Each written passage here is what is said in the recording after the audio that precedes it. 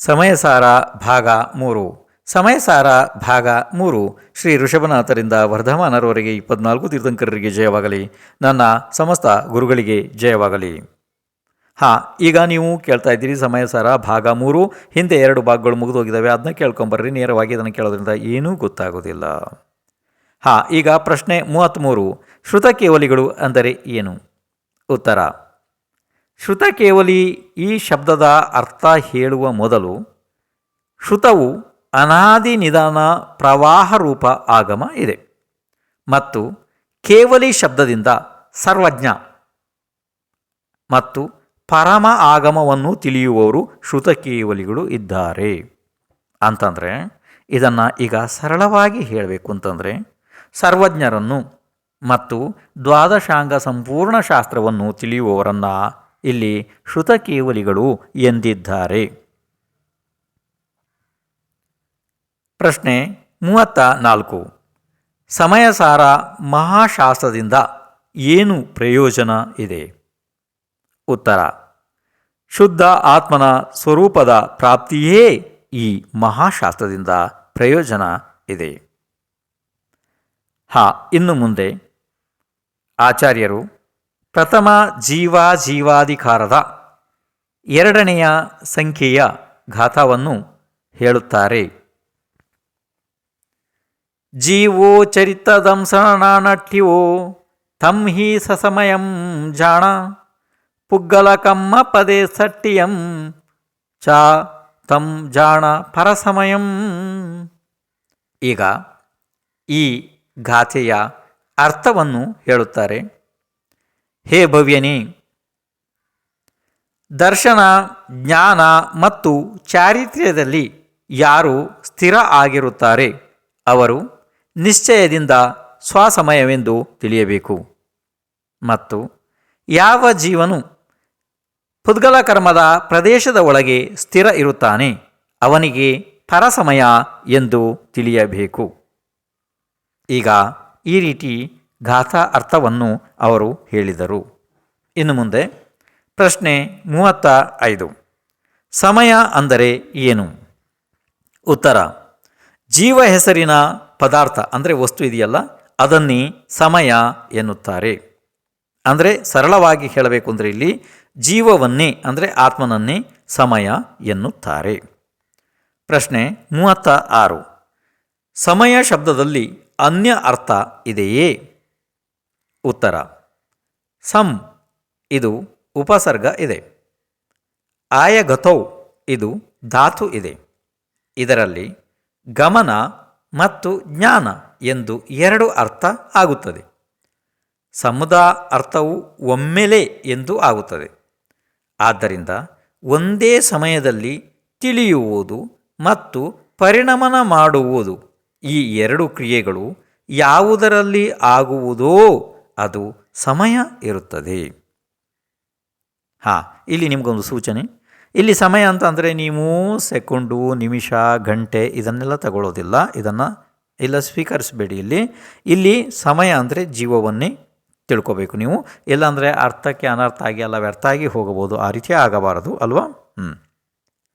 ಜೀವ ಪದಾರ್ಥವು ಒಂದೇ ಸಮಯದಲ್ಲಿ ಪರಿಣಮನ ಮಾಡುತ್ತದೆ ಮತ್ತು ತಿಳಿಯುತ್ತದೆ. ಆದ್ದರಿಂದ ಅದೇ ಸಮಯ ಇರುತ್ತದೆ. ಇನ್ನು ಮುಂದೆ ಪ್ರಶ್ನೆ 37. ಜೀವದ ಸತ್ತಾರೂಪ ಹೇಗೆ ಇರುತ್ತದೆ? ಉತ್ತರ.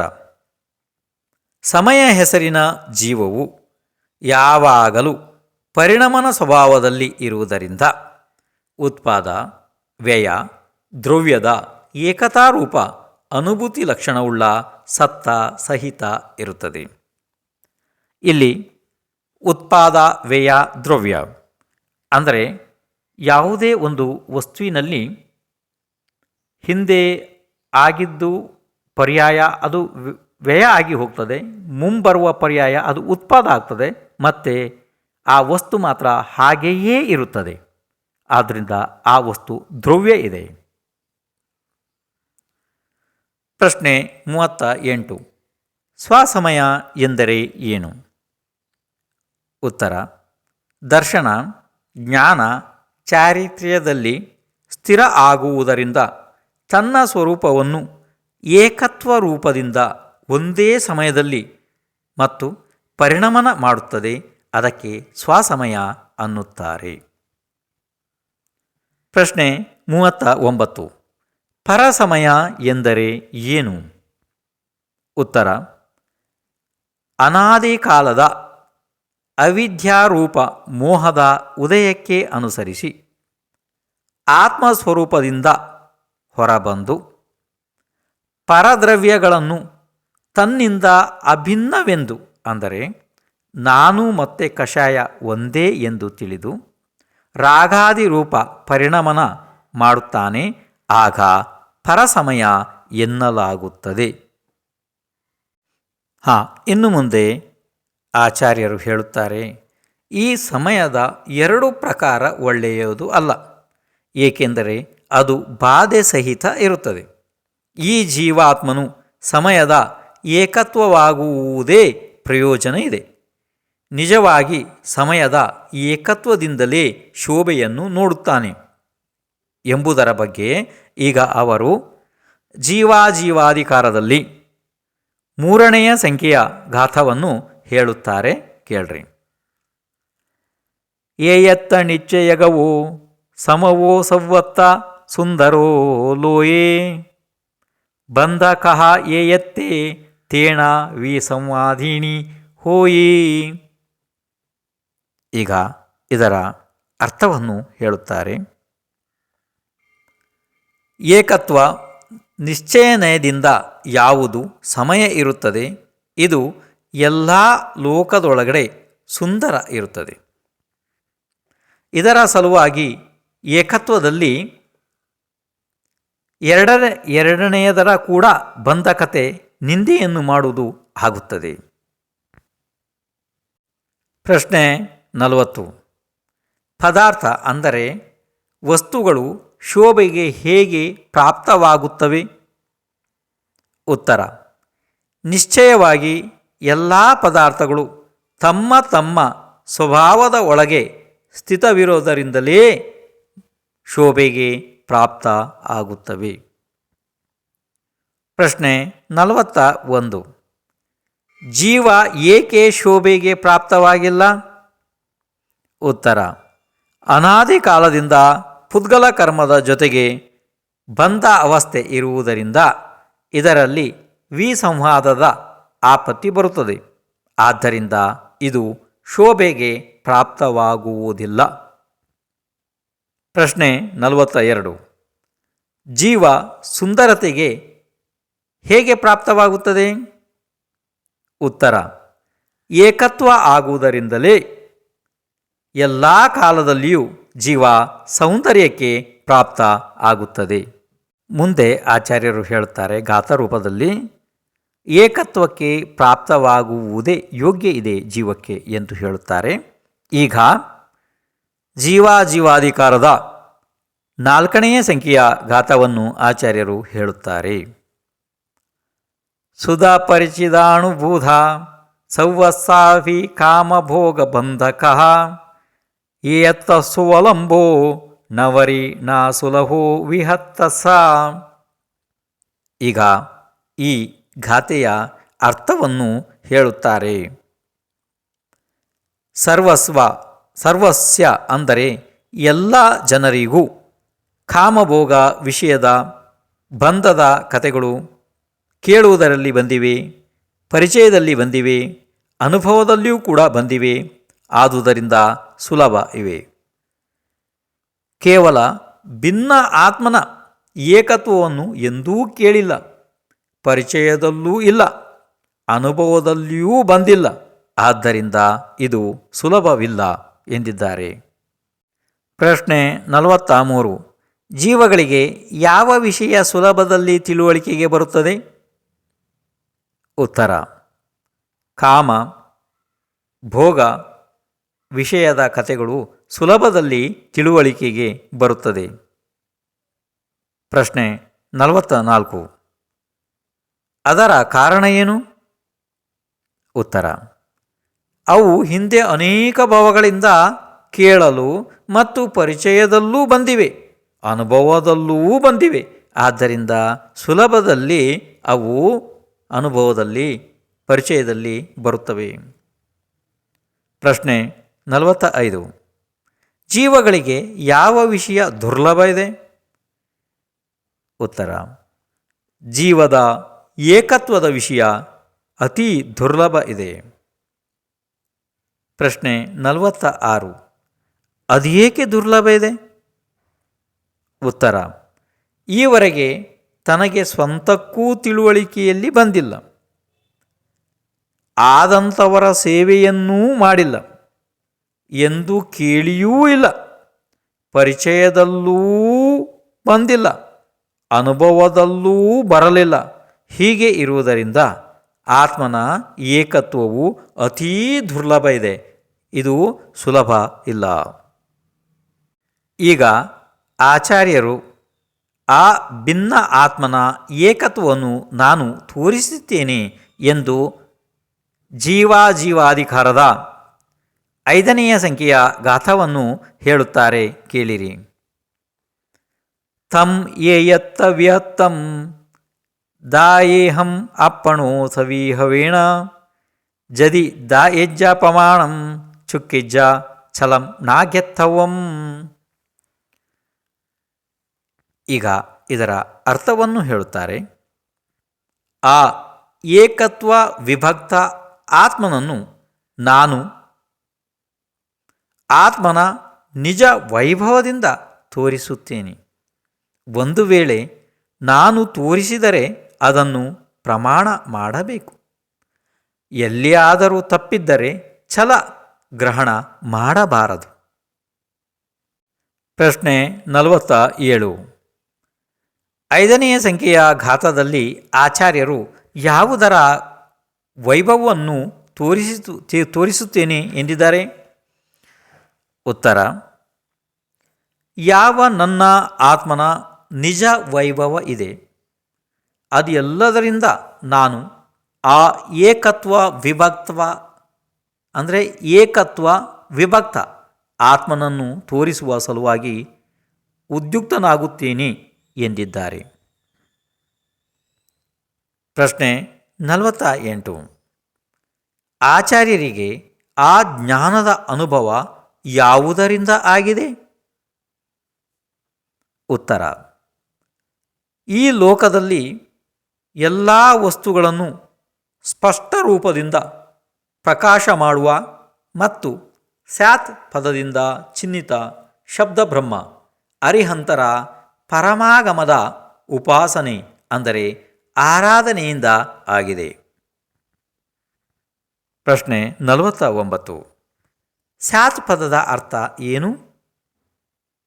ಉತ್ತರ: ಕಥಂಚಿತ್ ಅಂದರೆ ಯಾವುದೋ ಒಂದು ದೃಷ್ಟಿಯಿಂದ ಹೇಳುವುದು. ಪ್ರಶ್ನೆ 50. ವಚನಗಳಿಂದ ಎಲ್ಲ ವಸ್ತುಗಳ ಜ್ಞಾನ ಆಗುತ್ತದೆಯೇ? ಉತ್ತರ: ಹಾಗೆ ಇಲ್ಲ. ವಸ್ತುವಿನ ಸಾಮಾನ್ಯ ಧರ್ಮ ವಚನ ಗೋಚರ ಇರುತ್ತದೆ. ಆದರೆ ವಿಶೇಷ ಧರ್ಮ ಅಂದರೆ ಗುಣ ಅನುಮಾನದಲ್ಲಿ ತಿಳಿಯಲ್ಪಡುತ್ತದೆ. ಪ್ರಶ್ನೆ 51. ಶಬ್ದಬ್ರಹ್ಮ ಅಂದರೆ ಏನು? ಉತ್ತರ: ಅರಿಹಂತರ ಪರಮ ಆಗಮ ಅಂದರೆ ಅವರು ಹೇಳಿರುವ ಶಾಸ್ತ್ರವನ್ನು ಶಬ್ದಬ್ರಹ್ಮ ಎನ್ನುತ್ತಾರೆ. ಪ್ರಶ್ನೆ 52. ಆಚಾರ್ಯರು ಯಾವುದರ ವೈಭವವನ್ನು ತೋರಿಸುತ್ತಾರೆ? ಉತ್ತರ: ಆತ್ಮನ ವೈಭವವನ್ನು ತೋರಿಸುತ್ತಾರೆ. ಪ್ರಶ್ನೆ 53. ನಾವು ಅದನ್ನು ಹೇಗೆ ನಂಬಬೇಕು, ಹೇಗೆ ಸ್ವೀಕರಿಸಬೇಕು? ಉತ್ತರ: ನಾನು ಆತ್ಮನ ವೈಭವ ತೋರಿಸಿದಾಗ ನೀವು ಸ್ವಯಂ ನಿಮ್ಮ ಅನುಭವ ಪ್ರತ್ಯಕ್ಷದಿಂದ ಪರೀಕ್ಷೆ ಮಾಡಿ ಪ್ರಮಾಣವೆಂದು ಸ್ವೀಕರಿಸಬೇಕು ಎಂದಿದ್ದಾರೆ. ಇಲ್ಲಿ ಆಚಾರ್ಯರು ಯಾರಿಗೂ ಯಾವ ಒತ್ತಾಯವನ್ನೂ ಮಾಡಲಿಲ್ಲ. ಪ್ರಶ್ನೆ 54. ಆಚಾರ್ಯರು ಏನನ್ನು ಸ್ವೀಕರಿಸಬಾರದು ಎಂದು ಹೇಳಿದ್ದಾರೆ? ಉತ್ತರ: ಒಂದು ವೇಳೆ ಎಲ್ಲಿಯಾದರೂ ಅಕ್ಷರ, ಮಾತ್ರ, ಅಲಂಕಾರ, ಯುಕ್ತಿ ಯಾವುದಾದರಲ್ಲೂ ತಪ್ಪು ಇದ್ದರೆ ತಾವುಗಳು ದೋಷವನ್ನು ಗ್ರಹಿಸಬಾರದು, ಅಂದರೆ ತಪ್ಪನ್ನು ಗ್ರಹಿಸಬಾರದು. ಕಾರಣ ಶಾಸ್ತ್ರ ಸಮುದ್ರ ಅತಿ ವಿಶಾಲ ಇದೆ. ಪ್ರಶ್ನೆ 55. ಹಾಗಿದ್ದರೆ ಇಲ್ಲಿ ಪ್ರಧಾನ ಅಂದರೆ ಮುಖ್ಯಾಂಶ ಏನು ಇದೆ? ಉತ್ತರ: ತಾವುಗಳು ತಮ್ಮ ಸ್ವಯಂ ಸಂವೇದನಾರೂಪ ಜ್ಞಾನ ಮಾಡಿಕೊಳ್ಳಬೇಕು. ಆದ್ದರಿಂದ ಅರ್ಥದ ಪರೀಕ್ಷೆ ಮಾಡಬೇಕು. ಅದುವೇ ಪ್ರಧಾನ ಇದೆ. ಪ್ರಶ್ನೆ 56. ಆಚಾರ್ಯರು ಯಾವ ಆಧಾರದ ಮೇಲೆ ಮೇಲಿನ ವಿಷಯ ನಮಗೆ ತಿಳಿಸಿದರು? ಉತ್ತರ: ಆಗಮ ಅಂದರೆ ಶಾಸ್ತ್ರದ ಸೇವನೆ, ಯುಕ್ತಿಯ ಅವಲಂಬನೆ, ಗುರುಗಳ ಉಪದೇಶ ಮತ್ತು ಸ್ವಸಂವೇದನಾ ಜ್ಞಾನ. ಈ ನಾಲ್ಕರ ನಿಮಿತ್ತದಿಂದ, ಅಂದರೆ ಈ ನಾಲ್ಕರ ಸಹಾಯದಿಂದ ನಮಗೆ ಶಾಸ್ತ್ರ ಹೇಳುತ್ತಾ ಇದ್ದಾರೆ. ಪ್ರಶ್ನೆ 57. ಹಾಗಿದ್ದರೆ ಶುದ್ಧ ಆತ್ಮನನ್ನು ಹೇಗೆ ತಿಳಿಯಬೇಕು? ಇದರ ಉತ್ತರವಾಗಿ ಆಚಾರ್ಯರು 6ನೆಯ ಸಂಖ್ಯೆಯ ಗಾಥವನ್ನು ಹೇಳುತ್ತಾರೆ. ನವಿ ಹೋದಿ ಅಪ್ಪಮತ್ತೋ ನಾಪಮತ್ತೋ ಜಾಣಗೋ ದೂಜೋ ಬಾಹೋ ಏವಂ ಬಣಂತಿ ಶುದ್ಧಂ ನಾದೋಜೋ ಸೋವು ಸೋಚೇವಾ. ಈಗ ಅರ್ಥವನ್ನು ಹೇಳುತ್ತಾರೆ ಗಾಥದ್ದು. ಯಾವ ಜ್ಞಾಯಕ ಭಾವವಿದೆ ಅದು ಅಪ್ರಮತ್ತನೂ ಅಲ್ಲ ಮತ್ತು ಪ್ರಮತ್ತನೂ ಅಲ್ಲ. ಈ ಪ್ರಕಾರ ಅದಕ್ಕೆ ಶುದ್ಧವೆಂದು ಹೇಳುತ್ತಾರೆ. ಮತ್ತು ಯಾವುದನ್ನು ಜ್ಞಾಯಕ ಭಾವದಿಂದ ತಿಳಿಯಲ್ಪಟ್ಟಿತು ಅದು ಇದ್ದೇ ಇರುತ್ತದೆ, ಅನ್ಯ ಯಾವುದೂ ಇಲ್ಲ.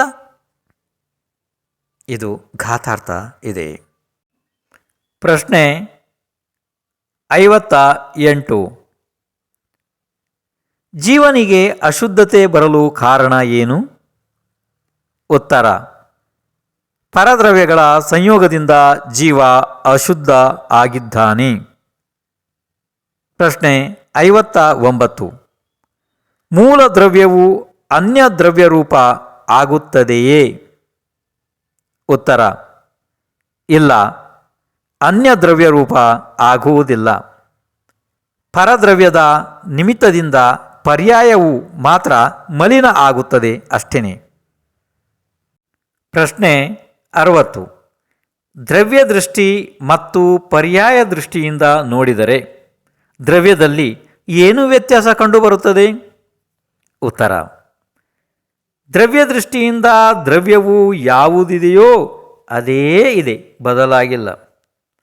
ಪರ್ಯಾಯ ದೃಷ್ಟಿಯಿಂದ ನೋಡಿದರೆ ಮಲಿನತೆ ಅಂದರೆ ವಿವಿಧತೆ ಕಂಡುಬರುತ್ತದೆ ಅಷ್ಟೇ.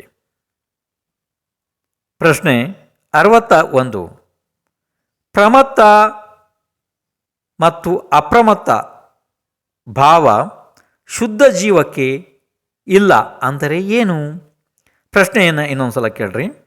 ಪ್ರಮತ್ತ ಅಪ್ರಮತ್ತ ಈ ಭಾವಗಳು ಶುದ್ಧ ಜೀವಕ್ಕೆ ಇಲ್ಲ ಅಂದರೆ ಏನು? ಉತ್ತರ: ಕಷಾಯದ ಉದಯದ ವಿಚಿತ್ರತೆಯಿಂದ ಪ್ರಮತ್ತವಾದ ಪುಣ್ಯ ಪಾಪಗಳನ್ನು ಉತ್ಪನ್ನ ಮಾಡುವ ಸಮಸ್ತ ಅನೇಕ ರೂಪ ಶುಭ ಅಶುಭ ಭಾವದಿಂದ ಪರಿಣಮನ ಮಾಡುವುದಿಲ್ಲ. ಜ್ಞಾಯಕ ಭಾವದಿಂದ ಜಡರೂಪ ಭಾವವೂ ಆಗುವುದಿಲ್ಲ. ಆದ್ದರಿಂದ ಪ್ರಮತ್ತನೂ ಅಲ್ಲ ಅಪ್ರಮತ್ತನೂ ಅಲ್ಲ. ಅಂತಹ ಆತ್ಮನನ್ನು ಅನ್ಯ ಸಮಸ್ತ ದ್ರವ್ಯಗಳ ಭಾವದಿಂದ ಭಿನ್ನ ರೂಪದಿಂದ ಸೇವಿತ ಶುದ್ಧ ಎಂದು ಹೇಳಿದ್ದಾರೆ. ಪ್ರಮತ್ತ ಅಪ್ರಮತ್ತ ಭೇದಗಳು ಪರದ್ರವ್ಯದ ಸಂಯೋಗಜನಿತ ಪರ್ಯಾಯಗಳು ಇವೆ. ಸಮಯ ಆಗ್ತದೆ ಅಂತ ಕಾಣ್ತದೆ. ಇನ್ನು ನಾಳೆ ಬಂದು ಕೇಳ್ರಪ್ಪ.